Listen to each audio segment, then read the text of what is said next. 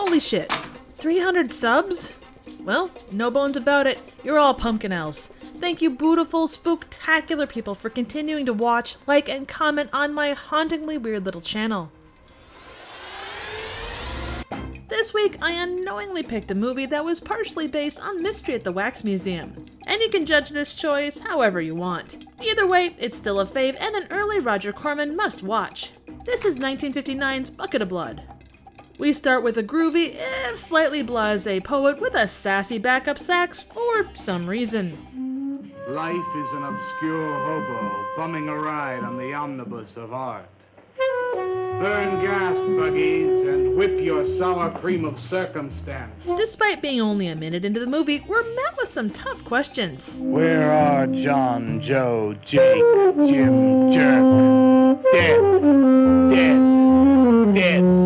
They were not born. All to a persistent sax. We get stereotypical art and stereotypical beatniks inside a 50s coffee shop run by a sophisticated guy in a beret.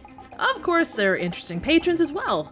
A guy who could be defined as artsy, another one that can be defined as a wannabe pimp. And finally, our main character / busboy, Walter, who's the only one that's not getting any. Did you get a good look, kid? We're then introduced to his luxury accommodations where he eats a gourmet meal. Clearly, this is the life of an up-and-coming artist. His ability with clay is amazing. I mean, just look at how he wills the clay to do his bidding. Be your nose. Be your nose. Creative frustration takes over, and he takes out his aggression on a wall, which just happens to contain his landlady's cat. Ghostly, art-filled words inspire him. By their miserable deaths become the clay within his hands, that he might form an ashtray. And he creates one incredibly smooth pussy that's described by coffeehouse beatniks. It's crazy. Crazy. Being the artist that he is, Walter gives his new creation the most creative of names. Dead cat? Dead cat? The resident artsy guy draws people's attention to this new masterpiece with eloquent words. As you pass through these yellow portals, I am sure you noticed on your right a small clay figure, and assumed this transfixed effigy to be the work of a master sculptor. Well, better that than a master baker. He gets mobbed by admirers and some interesting foreplay talk. You've got a hot light bulb glowing inside of you, and I want to be warmed by it. This leads to him getting his first illegal superfan gift. An undercover cop tracks him down, and they must have had a misunderstanding because Walter can't stop asking about his cat, Did you see my cat? and the undercover cop can't stop talking about a horse. Where do you buy your horse? White stuff, heroin. Things escalate quickly, and we find out that a flat bottom pan can be lethal when applied directly to the forehead. The landlady comes to check on the ruckus, and while she criticizes Walter's cleaning skills, the cop is nice enough to offer a hand. After getting inspiration from the sweet melody of dripping blood, Walter comes up with an idea and uses what I've come to call the endless block of clay to make another sculpture. At the same time, Butterfingers the Beret Man accidentally finds out Walter's secret. But after being offered 3 times the original asking price, he decides that killing's okay. Carla is met with something that makes her say, Look at the size of it. and the aptly named murdered man is revealed. The immense size of his genius gives Walter the confidence to wear a striped jacket, paisley scarf, and beret. After being congratulated by the artsy guy, he's met with a woman whose stripes don't follow the same path his do, leading to a rather unexpected ending. Would you like to do me? I just might. After being instructed, Man, if you're gonna be an artist, you've gotta do nudes. Walter is still unsure, and being insulted by his potential model doesn't help. She asks for out on the spot to prove his creative genius, and he gives her a pancake. Afterward, he stalks her, and after knocking politely, asks her to model for him. She arrives at Walter's place as he massages the never-ending block of clay.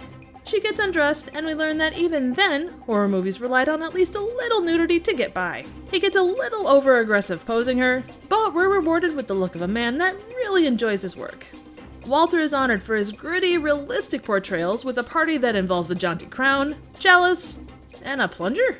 He's serenaded with a series of words that's supposed to be poetry. The highway of life cuts sharply through the shady ghettos and the ivy-covered tombs, and laughter rings from every time capsule in the star-spangled firmament. And then he staggers home, but along the way he's inspired by those magical disjointed words to create a new sculpture. using a guy's head and a miter saw.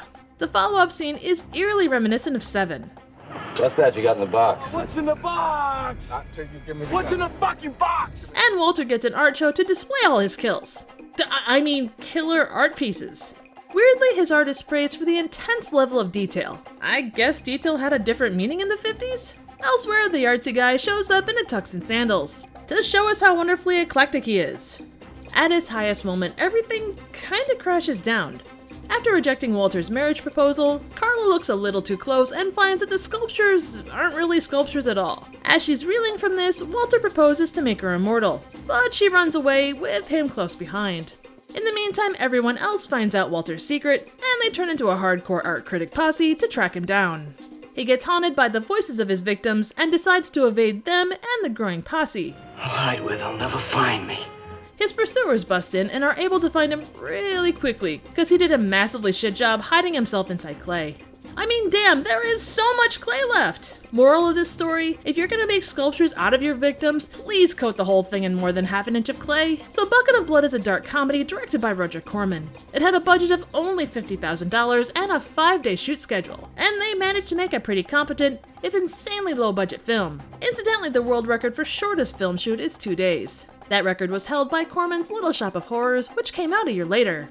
Dick Miller, who played Walter Paisley, would go on to play characters of the same name 6 times, in everything from the Twilight Zone movie to Chopping Mall. He was ultimately unhappy with the movie because of the budget.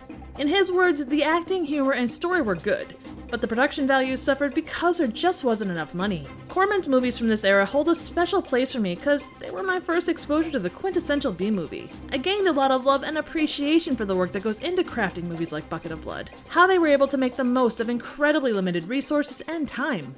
The stories, sets, and effects had to be tightly managed, all while conveying a sense of something much larger than themselves. Imagination and illusion were massive to movies like this, and there are definitely moments of spectacular successes and dramatic failures.